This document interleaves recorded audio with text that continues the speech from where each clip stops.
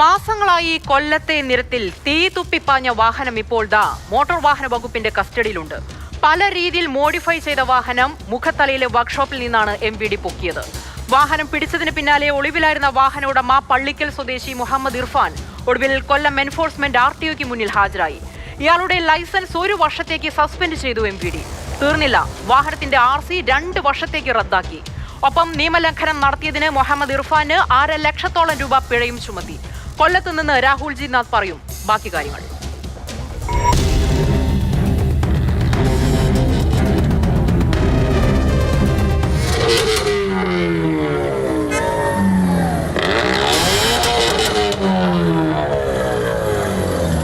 വലിയ അത്ഭുതത്തോടെയാണ് കഴിഞ്ഞ ദിവസം കൊല്ലത്ത് നിന്ന് പ്രചരിച്ച ഒരു ദൃശ്യം ആളുകൾ കണ്ടുകൊണ്ടിരുന്നത്. കാറിന് തീപിടിച്ചതാണോ എന്ന സംശയമാണ് ആദ്യമുണ്ടായത്.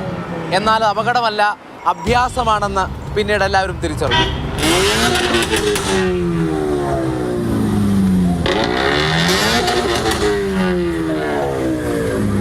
കൊല്ലം കുണ്ടറയിൽ വിവാഹ സൽക്കാരത്തിനെത്തിയ വാഹനമാണ് ഇത്തരത്തിൽ അഭ്യാസം നടത്തിയത്. വലിയ ശബ്ദമുണ്ടായിരുന്നു. ശബ്ദമലിനീകരണവും ഒപ്പം സൈലൻസറിൽ നിന്ന് വരുന്ന പുറത്തേക്ക് വന്ന തീയുമാണ് കാര്യങ്ങൾ വിവാദമാക്കിയത്. ആദ്യ നോട്ടത്തിൽ വാഹനം കണ്ടുപിടിക്കുക, വാഹനത്തിൻ്റെ ഉടമയെ തിരിച്ചറിയുക വലിയ പ്രയാസമായിരുന്നു. നമ്പർ പ്ലേറ്റ് ഇല്ലാത്ത രീതിയിലും ഇത് സഞ്ചരിക്കുമ്പോൾ നമ്പർ പ്ലേറ്റ് മറച്ച രീതിയിലുമായിരുന്നു വാഹനം സഞ്ചാരം തുടർന്നത്. ഇന്നോ ഇന്നലെയുമല്ല വാഹന ഉടമ ഈ കാർ ഉപയോഗിച്ച് അഭ്യാസം തുടരുന്നത്.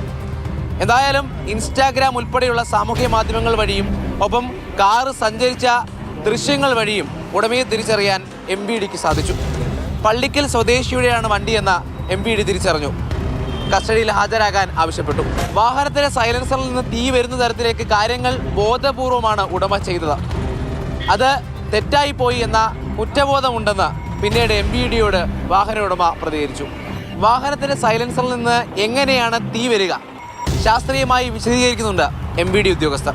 ഇതിൻ്റെ പരിപാടി ഇത് എക്സോസ്റ്റ് പൈപ്പിൽ ഇത് പിടിപ്പിക്കുകയും അതുപോലെ തന്നെ എഞ്ചിനകത്തുനിന്ന് ഈ കത്താതെ വരുന്ന വാതകത്തെ കടത്തി വിട്ടിട്ട് അവിടെ വെച്ചിട്ട് സ്പാർക്ക് പ്ലഗ് വെച്ചിട്ട് തീയാക്കി പുറത്തേക്ക് ചീറ്റിക്കുന്ന ഒരു സംവിധാനമാണ് ഇവർ ചെയ്തിരിക്കുന്നത്. വാഹനം തിരിച്ചറിഞ്ഞതിന് പിന്നാലെ വാഹന ഉടമയും വാഹനത്തെയും MVD കസ്റ്റഡിയിലെടുത്തു. കൊല്ലം മുഖത്തലയിലെ വർക്ക്ഷോപ്പിൽ നിന്നാണ് കാർ പിടികൂടിയത്. വാഹനത്തിന്റെ മോഡിഫൈ ചെയ്ത ഭാഗങ്ങൾ ഇളക്കി മാറ്റിയ രൂപത്തിലാണ് കാർ ഉണ്ടായിരുന്നത്. കൊട്ടാരക്കര MVDയുടെ പക്കലാണ് ഇപ്പോൾ വാഹനമുള്ളത്. വാഹനത്തിന്റെ രജിസ്ട്രേഷൻ ഉൾപ്പെടെ റദ്ദ് ചെയ്യാൻ MVD തീരുമാനിച്ചിട്ടുമുണ്ട്. പിടിമുറുക്കാൻ MVD നിരത്തുകളിലേക്കും ഇറങ്ങുന്നുണ്ട്. പരിശോധന ശക്തമാവുകയാണ്.